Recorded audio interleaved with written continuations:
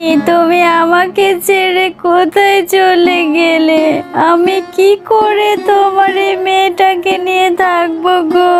আমার কথা একটা বারও ভাবলে না?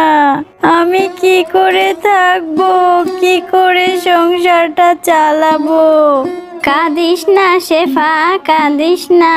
মেয়েটাকে নিয়ে চিচকের এই বড় লিচু গাছটা আছে তো, এই লিচুগুলো তুই বিক্রি করে সংসারটা চালিয়ে নিতে পারবি।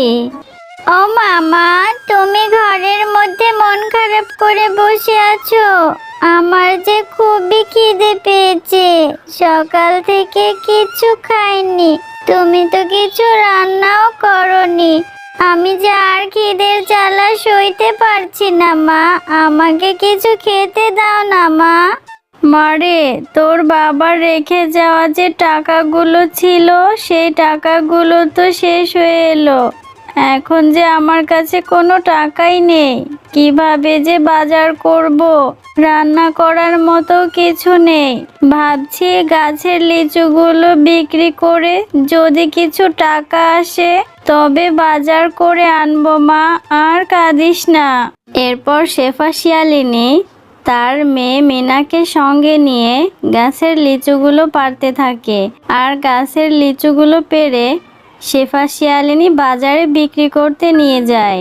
লিচু আছে গো, লিচু কে কে নিবেন? নিয়ে যান, গাছের তরতাজা মিষ্টি মিষ্টি লিচু।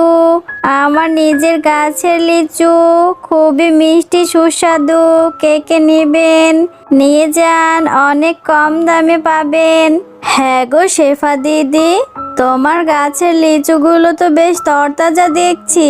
শুনেছি তোমার গাছের লিচুগুলো খেতে নাকি খুবই সুস্বাদু। তো কত করে? আমাকে 100 লিচু দাও তো, আমি তোমাকে টাকা দিচ্ছি। এরপর শেফা শিয়ালিনী তার গাছের লিচুগুলো অনেক টাকা বিক্রি করে বাসায় যায়। নে মা মিনা, খেয়ে নে। সেই কতদিন পর আমি তোকে একটু ভালো খাবার দিতে পারলাম। ভাগ্যিস গাছের লিচুগুলো ছিল, তোর বাবা গাছটা না লাগালে আমরা না খেয়ে মরতাম রে মা। হ্যাঁ গো, শুনছো? ওই শেফা ভাবিদের গাছে না অনেক লিচু হয়েছে। আজ আমি কিছু লিচু কিনে এনেছিলাম, বেশ ভালো মিষ্টি খেতে। তো তুমি কিছু লিচু ওদের গাছ থেকে নিয়ে আসতে পারবে? ওরা লিচু বিক্রি করে অনেক টাকা পায়। দেখো বউ, সিজকে মরে যাওয়ার পরে শুনেছি ওর বউটা অনেক কষ্ট করে সংসারটা চালাচ্ছে লিচুগুলো বিক্রি করে। তুমি ওদিকে আবার নজর দিও না, আর এত লোভ করো না। আমি তোমাকে টাকা দেব, লিচু তুমি কিনে খেও। মা মিনা, আমি লিচুগুলো নিয়ে বাজারে যাচ্ছি বিক্রি করতে। তুই কিন্তু বাড়িতেই থাকবি, কোথাও যাবি না মা। আর কেউ যেন লিচু গাছ থেকে লিচু না পেড়ে নিয়ে যায়। ঠিক আছে মা, তুমি যাও লিচু বিক্রি করে এসো, তাড়াতাড়ি ফিরবে কিন্তু। আমার জন্য একটা চকলেট নিয়ে এসো মা, আমি বাড়িতেই থাকবো আর লিচু গাছটাও পাহারা দেব। তুমি নিশ্চিন্তে যাও মা। আরে মিনা, তুমি এখানে বসে বসে কি করছো? আমি আসার সময় দেখলাম সামনের মাঠে তোমার বন্ধুরা খেলছে, তোমাকে ডাকছিল। আর তোমার মা কোথায় গেছে? মা তো বাজারে লিচু বিক্রি করতে গিয়েছে। আমাকে বলেছে লিচু গাছটা পাহারা দিতে, তাই আমি বাড়িতে বসে বসে লিচু গাছ পাহারা দিচ্ছি, যেন কোনো চোর এসে না নিতে পারে। আহারে বাচ্চা মানুষ, তোমার বন্ধুরা কি সুন্দর খেলছে আর তুমি কিনা বাড়িতে বসে গাছ পাহারা দিচ্ছ।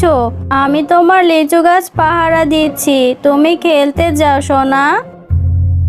এভাবে মুন্নি শিয়ালিনী মিনাকে ভুলভাল বুঝিয়ে খেলতে মাঠের দিকে পাঠিয়ে দেয়।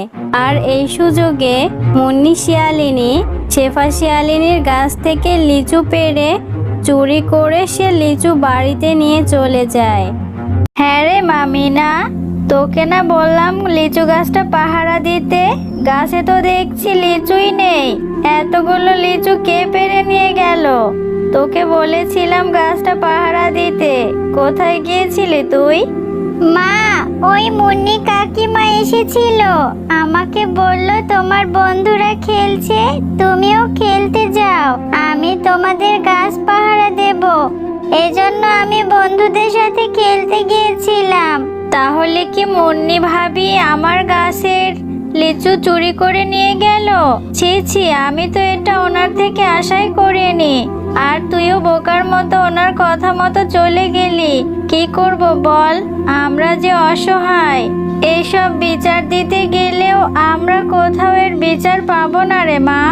মা, তাহলে আমাদের ঘরে থাকা যে লিচুর বীজগুলো আছে ওগুলো আমাদের ঘরের চালের উপরে লাগাবো, যাতে কেউ আর ঘরের চাল থেকে পেড়ে না নিয়ে যেতে পারে। এরপর যেমন ভাবনা তেমন কাজ। শেফা শিয়ালিনীর মেয়ে মিনা ঘরের চালের উপরে লিচু গাছের বীজ লাগাতে থাকে। মা, দেখো দেখো, আমাদের লিচুর বীজগুলো থেকে কত চারা গাছ হয়েছে। এগুলো থেকে লিচু হলে অনেক লিচু আমরা বিক্রি করতে পারবো, তাই না? এদিকে মুন্নি শিয়ালিনী শেফা যখন বাড়িতে না থাকে তখন সে মাঝে মাঝে এসে লিচু চুরি করে নিয়ে যায়। কিছুদিন পর মিনার লাগানো চারা গাছে যখন লিচু হয় তখন সে আনন্দে আত্মহারা হয়ে নাচতে থাকে। কি মজা, কি মজা, আমার গাছে অনেক লিচু হয়েছে। আর সব লিচু বিক্রি করে শেফা ও মিনা অনেক ভালোভাবে দিন কাটাতে থাকে। লিচু আছে গো, লিচু, তরতাজা মিষ্টি মিষ্টি লিচু। কি হলো মুন্নি ভাবি, আপনার কি ইদানিং লিচু লাগে না নাকি? আগে তো কিনতেন, এখন তো কিছুদিন ধরে কিনছেন না।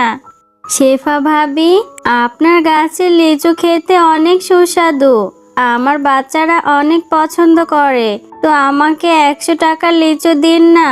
এভাবে শেফা শিয়ালিনী লিচু বিক্রি করে অল্প কিছু দিনের মধ্যে অনেক টাকা রোজগার করে ফেলে আর তারা মামে ভালোই দিন কাটাতে থাকে।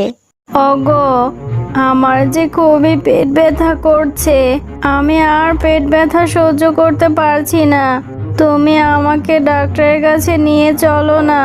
কেন যে আমার এত পেটে ব্যথা হচ্ছে, খুব কষ্ট হচ্ছে গো, ডাক্তারের কাছে নিয়ে যাও না। আপনার ওয়াইফের তো খাদ্যনালীতে টিউমার ধরা পড়েছে, কিছুদিনের মধ্যেই অপারেশন করতে হবে, না হলে ওনার মৃত্যু পর্যন্ত হতে পারে। মুন্নি, দেখলে তো আজ তুমি তোমার কৃতকর্মের ফল ভোগ করছো। তুমি রোজ রোজ শেফা শিয়ালিনীর কষ্টে গড়া লিচু চুরি করে খেয়েছো, এখনো সময় আছে, তুমি ওদের কাছে ক্ষমা চেয়ে নাও, দেখবে তোমাকে আল্লাহ সুস্থ করে দেবে। শেফা দিদি, তুমি আমাকে ক্ষমা করে দাও প্লিজ। আমি রোজ রোজ তোমার গাছ থেকে লিচু চুরি করে নিয়ে খেয়েছি, আমার পেটে যে বড় অসুখ হয়েছে, আমায় ক্ষমা করে দাও প্লিজ। মুন্নি ভাবি, এভাবে বলছেন কেন?